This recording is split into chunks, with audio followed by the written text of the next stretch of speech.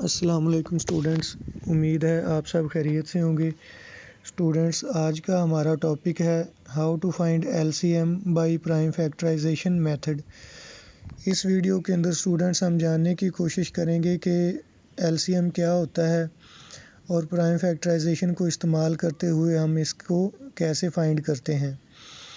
तो सबसे पहले जो समझने की बात है, एलसीएम अपनी शॉर्ट फॉर्म में लिखा गया है, तो इसको हम कंप्लीट फॉर्म में जब बोलेंगे तो ये होता है लीस्ट कॉमन मल्टीपल। अब सबसे पहले इसकी डेफिनेशन देख लेते हैं। The smallest multiple that two or more numbers have in common. तो डेफिनेशन हमने देख ली। अब हम एक एग्ज़ाम्पल लेंगे। इस एग्ज़ाम्पल की मदद से जानने की कोशिश करते हैं कि फैक्टराइजेशन का मेथड इस्तेमाल करते हुए हम इसकी एलसीएम कैसे फाइंड करेंगे। तो हमारे पास चार नंबर हैं, 12, 18, 36 और 72। तो सबसे पहले हम क्या करेंगे, 12 को ले लेंगे, इसको सबसे छोटे नंबर से डिवाइड करवाएंगे और सबसे छोटा नंबर है 2। तो 2 से डिवाइड करवाने से इसका आंसर बन गया 6। अब 6 को फिर सबसे छोटे नंबर से डिवाइड करवाएंगे तो वो 2 ही है, ज़ाहिरी बात है। तो इसका आंसर बनेगा 3। और 3 अब 2 पे डिवाइड नहीं हो रहा, तो हम 3 को 3 से ही करवाएंगे, तो एंड पे हमारे पास आंसर बन गया 1। तो जब 1 हमारे पास आंसर आ जाएगा तो इससे आगे हम इसकी फैक्टराइजेशन नहीं कर सकते। तो इसके जो हमारे फैक्टर आएंगे वो हैं 2, 2, 3 जी। तो अब हम 18 को ले लेंगे। 18 को हम सबसे पहले छोटे नंबर 2 से डिवाइड करवाएंगे तो आंसर आ गया 9। 9 को 2 पे डिवाइड नहीं करवा सकते, तो हम 3 से करवा के देख लेते हैं। तो 3 को 3 से डिवाइड करवाने से फिर आंसर 3, और 3 को 3 से डिवाइड करवाया तो आंसर 1 आ गया। तो अब इससे आगे भी हम इसकी फैक्टराइजेशन नहीं करवा सकते। अब हम स्टूडेंट्स लेते हैं 36 नंबर को। 36 को हम डिवाइड करवाएंगे 2 से, तो आंसर आ जाएगा हमारे पास 18। 18 को डिवाइड करवाएंगे 2 से तो आंसर आ गया 9। 9 को 3 से डिवाइड करवाएंगे तो आंसर आ गया 3। 3 को 3 से डिवाइड करवाया तो आंसर आ गया 1। तो जब 1 आ जाए तो इससे आगे भी हम नहीं जा सकते। स्टूडेंट्स, आपने इसको एंड तक लेके जाना है जब तक 1 नहीं आ जाएगा, ठीक है ना। तो अब हम ले लेते हैं 72। 72 को डिवाइड करवाया 2 पे तो आंसर आ गया 36। 36 को हम 2 पे डिवाइड करवाएंगे तो आंसर आ गया 18। 18 को हम फिर 2 पे डिवाइड करवा सकते हैं, तो करवाएंगे तो आंसर आ गया 9। और 9 को फिर हम 2 से नहीं करवा सकते, तो 3 पे करवा के देख लें तो आंसर 3 आ जाएगा। और 3 को जब फिर 3 से डिवाइड करवाएंगे तो आंसर आ जाएगा 1। अब जब ये 1 आ गया तो इसका मतलब है कि हमारी फैक्टराइजेशन इसकी भी कंप्लीट हो चुकी है। तो अब ये चारों जो हमारे पास थे नंबर, इनके हमने फैक्टराइजेशन तो कंप्लीट कर ली है।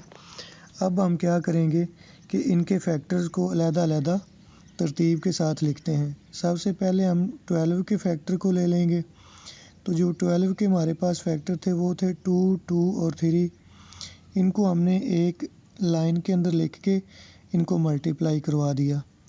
फिर 18 के फैक्टर ले लिए, 2, 3, 3। तो इनको भी एक लाइन के अंदर लिखा और इनको भी मल्टीप्लाई करवा दिया आपस में। तो स्टूडेंट्स देखें, दूसरे नंबर पर मैंने जगह खाली छोड़ दी है। इसलिए छोड़ी है कि ये 2 एक ही बार था 18 के फैक्टराइजेशन में, तो इसकी स्पेस इधर नहीं बनती थी, तो ये खाली बनती थी, तो मैंने खाली छोड़ दी। मैंने 3 के नीचे 3 लिख लिया। तो मैं कोशिश कर रहा हूँ कि ये तरतीब के साथ लिखूँ ताकि जब इसको कॉमन लिया जाए तो आपको ठीक से समझ आ जाए। 36 के फैक्टर लिखेंगे तो ये है 2, 2, 3, 3। तो इनको भी मैंने ऐसे लिख के मल्टीप्लाई करवा दिया। और 72 इसके फैक्टर लिखे 2, 2, 3, 3 और एंड पे 2। ये एंड पे अगर आप जब ये डिवीज़न वाले मेथड में देखें तो ये पहले 3 नंबर 2 थे, तो मैंने इधर तरतीब में पहले दो बार 2 को लिख लिया, और जो तीसरा बच गया वो मैं एंड पे ले गया। क्या वजह थी कि इसकी स्पेस नहीं थी इधर, ठीक है। तो आपने इससे भी परेशान नहीं होना है। अब हम स्टूडेंट्स क्या करेंगे कि जो जो कॉमन आ रहे हैं इनको हम सर्कल कर लेंगे। तो ये देखें मैंने जो सर्कल किया है, पहले जो वर्टिकल कॉलम बन रहा है तो इसके अंदर एक 2 को मैंने जो कॉमन 2 थे इसको अंडरलाइन कर लिया, फिर दूसरे नंबर पे अंडरलाइन कर लिया, फिर 3 को मैंने ले लिया, इसी तरह फिर 3 बनता था 3 को सर्कल कर लिया और एंड पे जो 2 बच गया था इसको भी सर्कल कर लिया। तो अब हम क्या करेंगे, जो जो चीज़ें हमने सर्कल की हैं उनमें से एक एक को उठा के कॉमन यानी लेके तो हम नीचे लिख लेंगे। तो पहले कॉलम से हमने 2 ले लिया, दूसरे कॉलम से 2 ले लिया, तीसरे कॉलम से 2 ले लिया और चौथे कॉलम से 2 ले लिया और पांचवें कॉलम से 2 ले लिया। तो इनको नीचे लिखा 2 2 3 3 और एंड पे 2, इनको मल्टीप्लाई करवाया तो आंसर बन गया 72। तो यही स्टूडेंट्स हमारा 72 आंसर है। तो यही हमारा एलसीएम होगा। तो ये चारों जो नंबर दिए गए थे इन सब का कॉमन एक एलसीएम ये 72 बना है। उम्मीद है आपको आज का टॉपिक समझ आ गया होगा। अपना ख्याल रखिएगा। अल्लाह हाफिज़।